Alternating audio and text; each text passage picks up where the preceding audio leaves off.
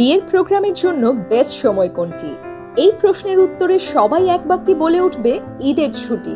ঈদের ছুটি কেন বিয়ের জন্য সেরা? আসুন জেনে নিই। বিয়ে মানে কিন্তু কেবল দুটি মানুষের বন্ধনই নয়, দুটি পরিবার ও তাদের স্বজনদেরও বন্ধন। তাই বিয়ের আয়োজনে দুই পরিবারের সকল স্বজনদের উপস্থিতি বিয়ের আনন্দে বাড়তি মাত্রা যোগ করে। জীবন ও জীবিকার প্রয়োজনে সবাই ব্যস্ত, শুধু ঈদের ছুটিতেই মেলে টানা অবসর। তাই ঈদের ছুটিতে বিয়ের প্রোগ্রাম করলে উপস্থিত থাকতে পারে সকল কাছের মানুষেরা।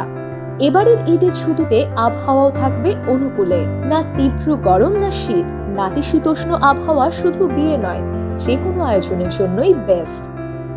বিয়ের প্রোগ্রাম মানে খরচের তালিকা। প্রোগ্রামের হোস্টের যেমন খরচ, তেমন বিয়ের গেস্টদেরও আছে গিফট দেওয়া সহ অন্য আনুষঙ্গিক খরচ।